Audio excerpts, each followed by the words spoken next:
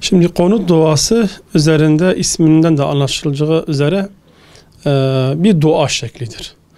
Bu duayı Hanefi mezhebindeki kardeşlerimiz, o mezhebe mensup olanlar vitir namazının sonunda bu duayı okurlar.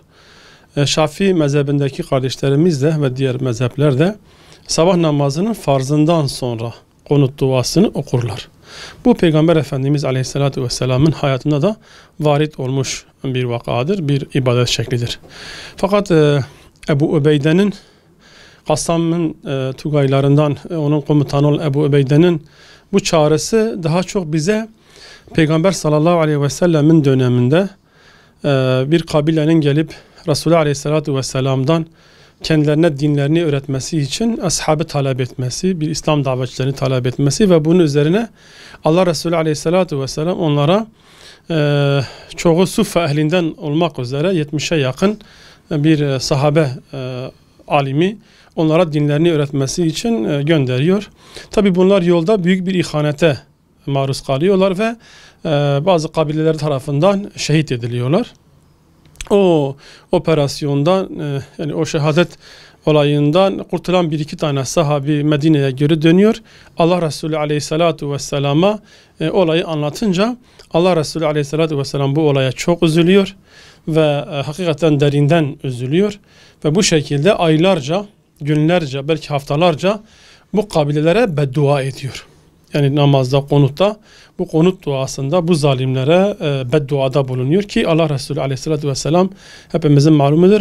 Alemlere rahmet olarak gönderilmiş bir peygamberdir. Kendisine o kadar çile hem sözlü hem fiili, o kadar çile yapılmasına rağmen, Taif'i yaşamasına rağmen, yollarına diken atılmasına rağmen, üzerine deve pisliği atılmasına rağmen, yani birçok zaman diliminde kendisine hakaret edilmesine rağmen, birçok çileye maruz kalmasına rağmen kolay kolay Resulullah Aleyhisselatü Vesselam'ın ağzında insanlara beddua çıkmamıştır. Fakat çünkü o alemlere rahmet olarak gönderilmiş.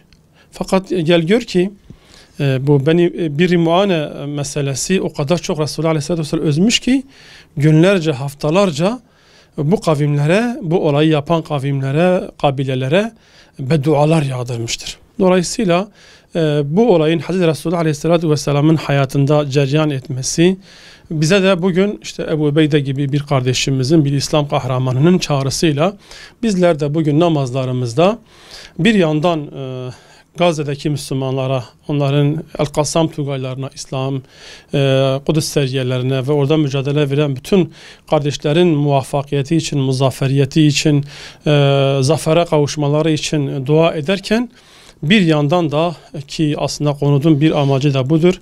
Resulullah Aleyhisselatü Vesselam'ın da yaptığı budur. Bu zalimlere, bu müstekbirlere, bu kan emicilere beddua etmektir. Ciddi anlamda bir beddua göndermektir. Bunları işte namazlarımızın sonunda ellerimizi Allah'a açarak küçük büyük, genç yaşlı, kadın erkek demeden günlerdir, belki 4 daha yakın bir zamandır Gazze'de kan kusturan, yani insanlığı öldüren, ekini ve nesli talan eden, hiçbir değer tanımayan, zulmünde sınır tanımayan, Kur'an'ın tabiriyle haddi aşan bu zalimlerin kahrolması için, yerle yeksan olmaları için, kendilerinden önceki zalimler gibi tarihin çöplüğüne atılması için, Yüce Allah'ın onları kahru perişan etmesi için hepimizin duada bulunması gerekiyor. Ebu Ubeyde kardeşimizin de biz Müslümanların istediği de budur. Bizler de bu değerli azizimizin, bu değerli komutanımızın, bu İslam kahramanının çağrısına inşallah Müslüman olarak icabet etmeli ve her birimiz kılmış olduğumuz namazlarda ellerimizi Allah'a açarak konut duasını ihmal etmeyelim. Yani konut duamızı biz de ihmal etmeyelim. Her namaz kıldığımızda aklımıza Ebu Ubeyde'nin çağrısı gelsin ki bu çağrı çok yerinde ve anlamlı bir çağrıdır. Peygamber sallallahu aleyhi ve sellemin sünnetiyle uyumlu bir çağrıdır. Çünkü Allah Resulü aleyhissalatu vesselam o İslam kahramanlarının şehadetinden dolayı konut duası yapmıştır. Bugün Ebu Ubeyde de Gazze'de binlerce İslam kahramanı şehit oluyor, binlerce mahzun çocuk şehit oluyor ve binlerce hafız, alim şehit oluyor, kahramanlar şehit oluyor, rehberler şehit oluyor. Bütün bunlardan dolayı bizler de Peygamber Efendimizin yaptığı gibi Ebu Übeyde kardeşimizin bu çağrısına lebbeyk deyip namazlarımızda bu konut duasını icra etmemiz gerekiyor.